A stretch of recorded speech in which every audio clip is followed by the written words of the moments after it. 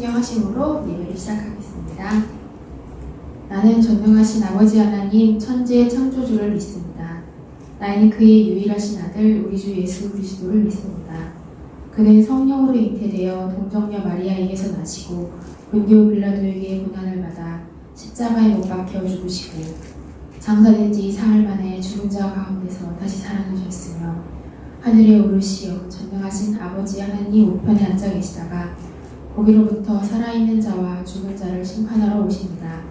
나는 성령을 믿으며 거룩한 공교회와 성도의 교제와 죄를 용서받는 것과 몸의 부활과 영생을 믿습니다. 아멘. 자, 이 시간 찬송가 350장 우리들이 싸울 것은 무엇일까요? 같이 한번 찬양하면서 가사를 마음에 담고 함께 찬양하시겠습니다.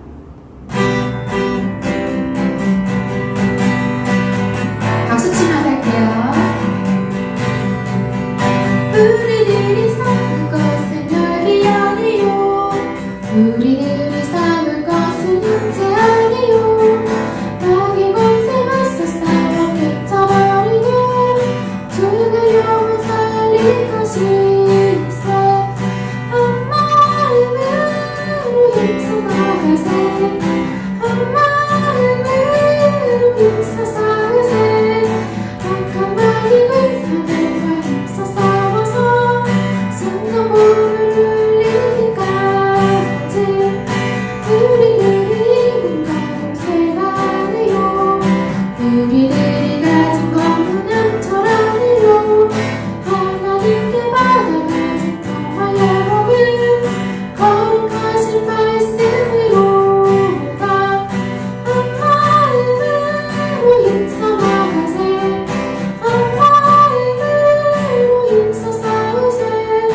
악한 마귀 권세들과 힘써 싸우며 성전문을 울리기까지. 악한 마귀 죄 아무리 강할지라도 우리들이 대적 예수 앞서가시니 주저 말고 공감하게 힘써 싸우세. 죄의 승리하는 데까지 한 마음으로 힘써 나가세, 한 마음으로 힘써 싸우세. 악한 마귀 권세들과 힘써 싸워서 성도물을 울리기까지. 죄악 중에 빠진 사람 죄를 뉘우쳐 십자가에 달린 예수 믿기만 하면 위태한 데 빠진 영혼 구원 얻어서 죄풍 탓을 들 것이기세. 한 마음으로 힘써 나가세, 한 마음으로 힘써 싸우세.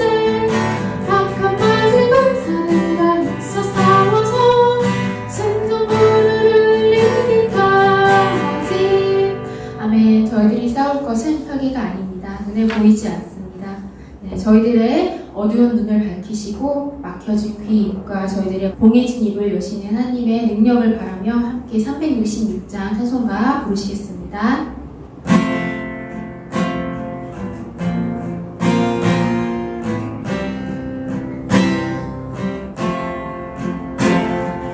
어두운 내 눈 밝히사 진리를 보게 하소서. 진리의 열쇠 내게 주사 참빛을 찾게 하소서. 기쁘신 뜻을 알고자 엎드려 기다리오니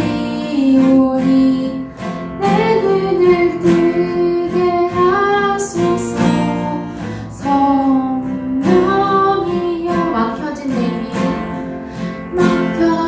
내 귀 여시사 주님의 귀한 음성을 이 귀로 밝히 들을 때에 내 기쁨 알려 넘겠네. 기쁘신 뜻을 알고자 엎드려 기다리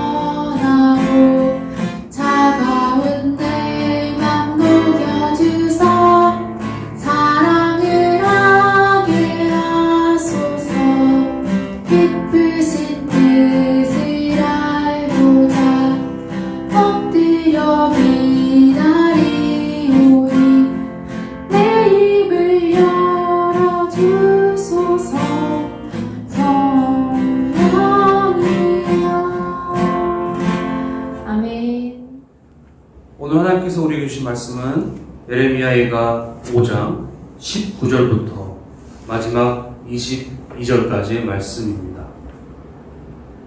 여호와여, 주는 영원히 계시오며 주의 보좌는 대대에 이르나이다.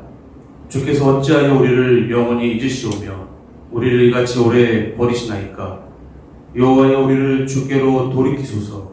그리하시면 우리가 주께로 돌아가겠사오니 우리의 날들을 다시 새롭게 하사 옛적 같게 하옵소서. 주께서 우리를 아주 버리셨사오며 우리에게 진노하심이 참으로 크시니이다. 아멘. 네, 2020년은 우리에게 쉽지 않은 해로 기억될 것 같습니다. 처음으로 경험해보지 못하는 길을 가고 있는데요. 아직도 끝나지 않은 이 코로나 바이러스, 그리고 역대급 긴 장마, 그리고 큰 태풍이 한 줄 걸쳐서 계속해서 왔기 때문입니다. 그로 인해 우리가 접하는 뉴스들은 암울한 소식만을 전하면서 우리의 마음을 아프게 합니다. 하지만 하나님께서 우리와 영원히 함께 해주시는 한 우리에게 최악의 상황은 없다는 것을 기억하며 희망을 가지고 살아갈 수 있습니다. 오늘 주시는 이 말씀 가운데 혹시 어려움과 환난 가운데 있는 성도님들이 계시다면 하나님께서 보시는 은혜와 새 힘으로써 또 하루와 이 상황을 잘 극복해 나가시기를 간절히 소망합니다. 예레미야는 총 5장으로 이루어졌습니다. 이 예레미야는 슬픔과 절망의 노래라고 흔히 알려져 있는데요. 하지만 이 슬픔 속에서 만나는 하나님의 위로가 있고 하나님께서 주시는 그 희망을 엿볼 수 있습니다. 1장부터 4장까지는 슬픔의 비탄시인데요. 비탄시란 너무 슬프고 괴로워서 가슴을 치며 옷을 찢고 부르는 노래가 바로 비탄시입니다. 그렇다면 예레미야는 어떤 슬픔과 고난을 겪었기에 이 비탄시를 노래했을까요? 이스라엘의 수도이며 다윗의 그 성이 있었던 이 예루살렘이 바벨론에 의하여서 함락되었습니다. 왕국에 있었던 수많은 휘황찬란한 보아들은 무참히 약탈되었고 백성들은 먼 타국으로, 먼 땅으로 포로로 노예로서 끌려가게 된 것입니다. 또한 예루살렘에 있던 하나님의 성전은 불타 허물어져 버렸습니다. 따라서 누군가는 이렇게 생각할 수 있겠죠. 아니, 어떻게 하나님이 거하는 성전을 이렇게 불타도록 내버려 두시는가? 그러나 우리가 여기서 기억할 것은 하나님께서 임재하시는 그 조건은 교회라는 건물이 아니라 하나님의 이 백성들의 진실된 믿음과 사랑이라는 것입니다. 그것이 이 성전을 이루는 진정한 건축 자재이며 교회를 이루는 것입니다. 따라서 성도 한 사람 한 사람이 교회라는 사실입니다. 이는 모이지 못하는 이 지금의 현실 가운데 우리가 더욱더 기억해야 할 줄로 믿습니다. 그렇기 때문에 하나님은 필요하면 이 자신을 경배하고 예배하는 이 성전을 불태워서라도 자신의 백성이 진정한 회개와 진정한 예배를 드러내시기 원하신다는 것입니다. 지금 이 시대 가운데 교회는, 그리고 우리는 어디에서 하나님의 영광을 구하고 그 영광을 드러내야 하는가 생각해 보아야 할 때인 것 같습니다. 본문으로 돌아와서 이 바벨론 1년 6개월의 이 예루살렘의 긴 포획 기간 동안 예루살렘 백성들은 자기 자녀를 잡아먹는 일까지 벌어지게 되었습니다. 그 정도로 굶주리고 목마른 상황이었습니다. 이제 그 예루살렘 땅에 남은 것은 치욕과 절망뿐이었습니다. 하지만 이런 예루살렘의 함락과 유다인들의 패망은 사실 그동안 여러 선지자들을 통하여서, 그리고 이 예레미야 자신도 하나님의 계시를 받아 눈물로써 외쳤던 것이었습니다. 그리고 마침내 하나님을 떠나 이 타락한 선민을 향한 하나님의 심판이 실현된 것이죠.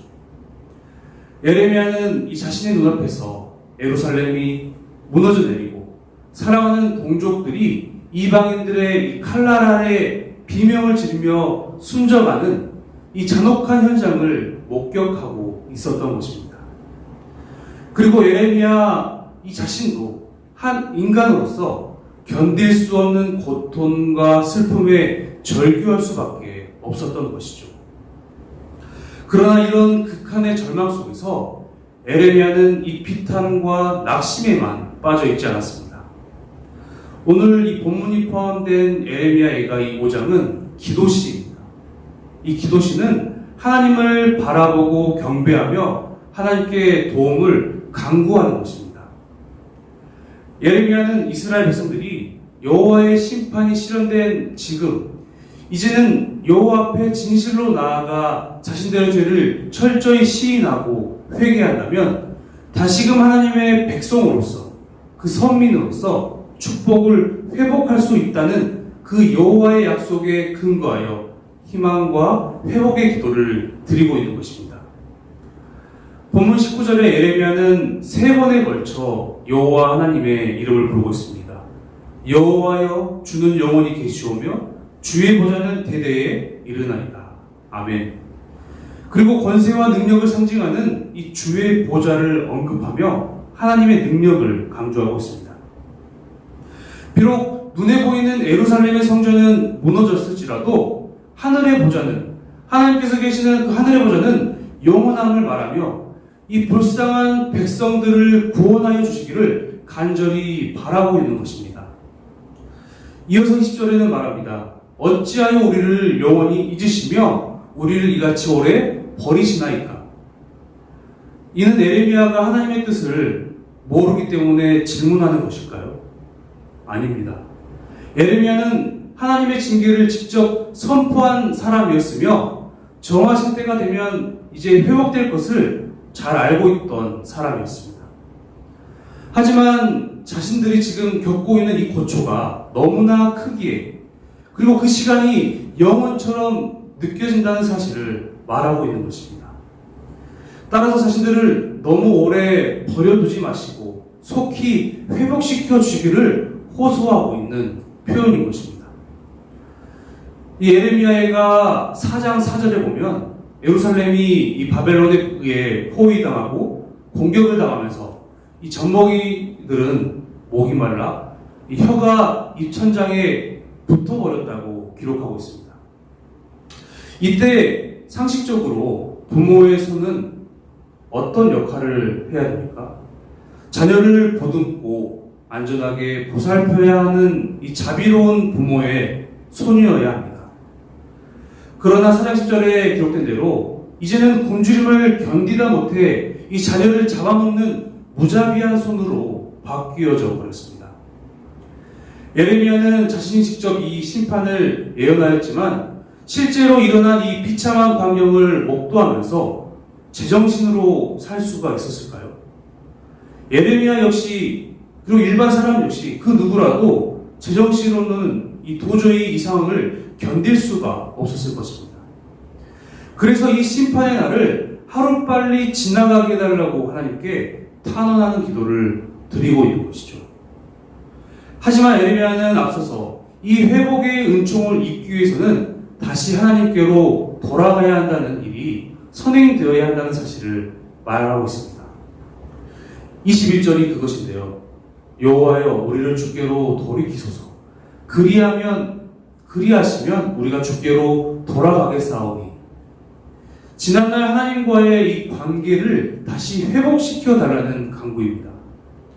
하나님께로 돌이키는 일조차 그들 자신의 어떠한 의지적인 힘보다는 하나님의 긍휼하심과 강권적인 그 은혜로만 가능하다는 것을 고백하고 있는 것이죠. 그렇습니다. 이 죄인은 구원을 위하여서 스스로 할 수 있는 일이 아무것도 없습니다. 따라서 하나님께서는 이 독생자 예수 그리스도를 이 땅 가운데 보내주신 것입니다. 따라서 죄인인 우리가 할 수 있는 일은 하나님의 그 주권을 인정하고 그분의 구원 사역에 겸손히 응답하는 것일 뿐입니다. 그리고 예레미야는 다시 말합니다.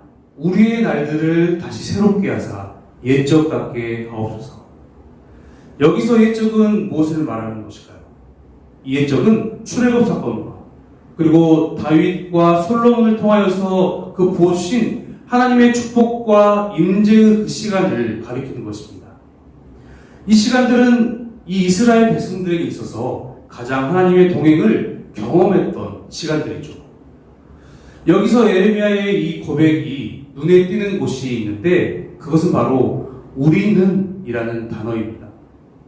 사실 예레미야에게 이 우리라는 단어는 굉장히 낯선 단어입니다. 예레미야 편에 그 주위에 누가 있었습니까?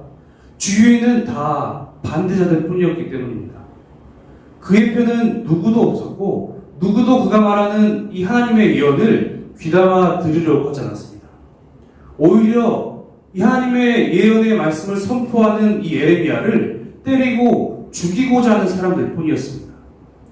그럼에도 불구하고 예레미야는 본문에서 내가가 아니라 이스라엘 전체를 뜻하는 우리라는 단어를 쓰고 있습니다.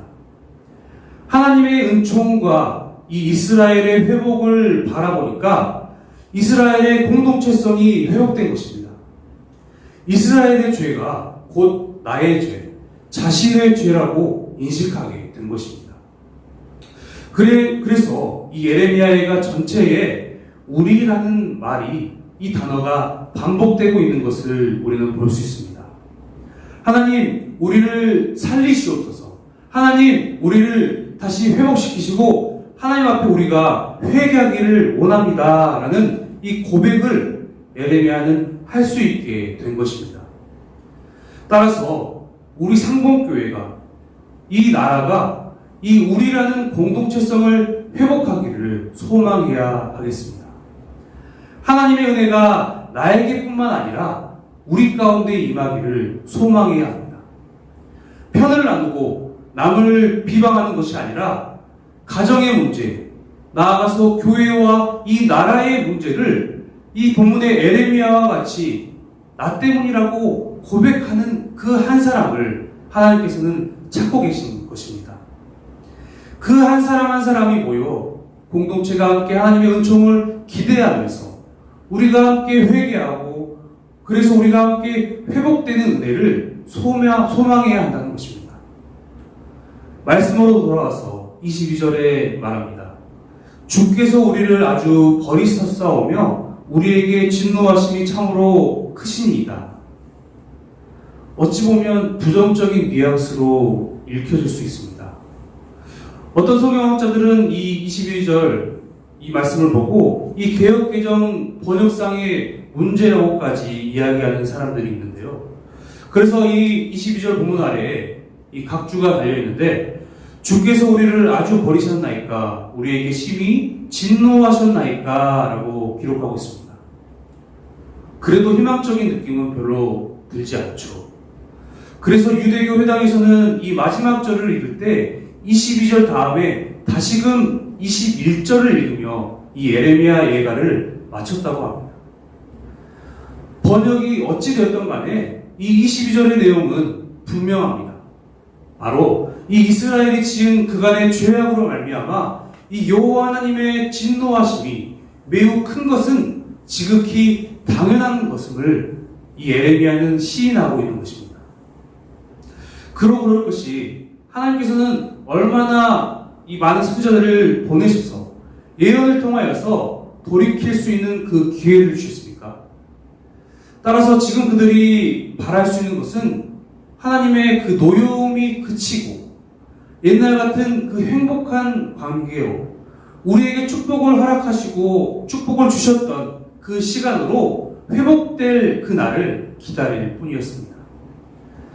사랑하는 성도 여러분, 이 예레미야가는 설교서도에 말씀드린 대로 비탄시로 시작했지만 기도시로 희망과 축복의 회복을 강구하는 믿음으로 마무리가 됩니다. 어찌 보면 이 예레미야가는 우리의 인생과 비슷한 것 같습니다. 지금은 비록 힘들고 고난한 인생길이지만 우리가 그 상황 가운데 낭망하고 주저하기보다는 그래도 우리가 살아갈 수 있는 것은 그 고난 너머 하나님께서 부어주실 그 축복을 기대하며 살아갈 수 있기 때문입니다. 코로나 바이러스를 비롯한 어려운 현실을 맞이하고 있는 이 지금 작금의 현실 가운데 이 소망이 사라질 것 같은 이 상황 가운데 우리는 여전히 하나님으로 인하여서 이 희망과 소망이 있음을 기억하기를 소망합니다. 그 소망의 시작은 하나님 앞에 온전히 회개하는 그 백성을 향해 마련하신 하나님의 그 자비와 은총입니다. 나의 죄를 그리고 우리의 죄를 자복하고 하나님께로 나아가기를 소망합니다. 우리를 다시금 하나님께로 돌이키기를 소망하며 잠잠히 하나님께서 일하실 그날을 기다립시다. 그럴 때에 자비와 긍휼의 하나님께서 우리의 나를 다시 새롭게 하실 것을 믿습니다. 이 시간 오늘 이 말씀을 기억하면서 예수 늘 함께 하시네 함께 고백하겠습니다.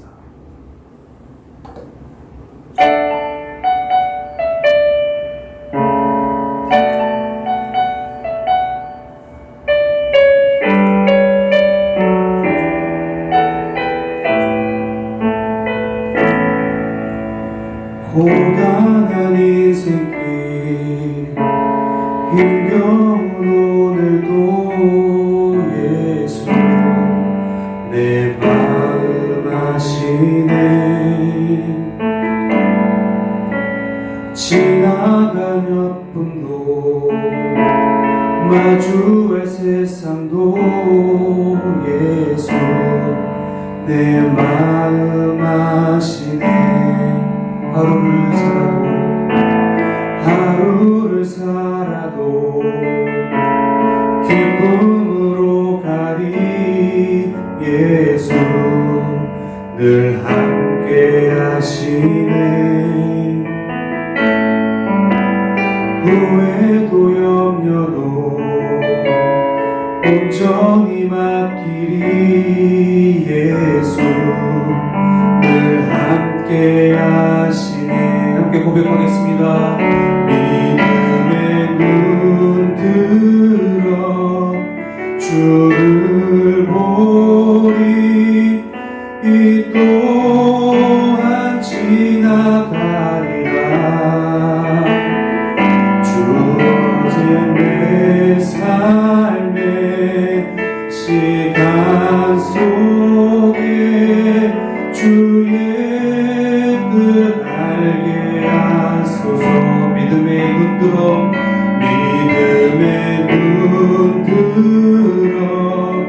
주를 보리 이 또한 지나가리라.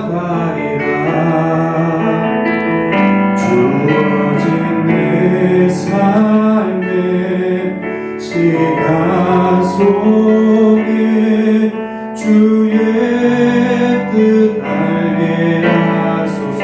믿음의 눈 들어 주를 보리 이 또한 지나가리라. 주어진 내 삶의 시간 속에 주의 뜻 알게 하소서. 이 시간 함께 기도할 때에 하나님 우리의 삶을 인도하여 주시옵소서. 지금 힘들고 어렵지만 믿음의 눈을 들어 고난을 잘 이겨내게 하시고 내 자신이 우리 교회가 다시 새롭게 세워질 수 있도록 주님 동행하여 주시옵소서라고 함께 기도로서 나아가겠습니다.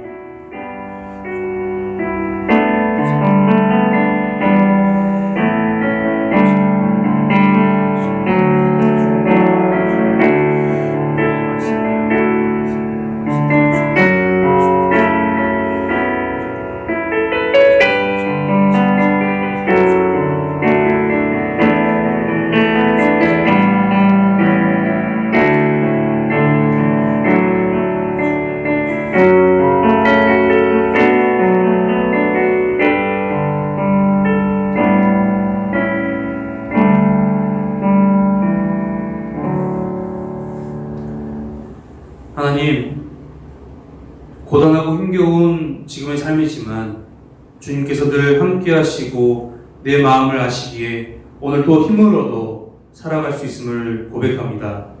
지금 이 시련을 넘어 하나님께서 부어주실 축복을 기대합니다. 우리 안에 버리고 회개할 것들이 있다면 주님 생각나게 하는 은혜 또한 허락하셔서 온전히 하나님의 마음에 합한 우리의 삶이 되기를 소망합니다. 하나님, 상봉의 성도들 가운데 아픔이 있는 성도님들이 있습니까? 주님 친히 찾아가 주셔서 위로하여 주시고 지금 이때를 주님이 보시는 그 자비와 은총으로 잘 이겨낼 수 있도록 능력과 지혜 또한 허락하여 주시옵소서.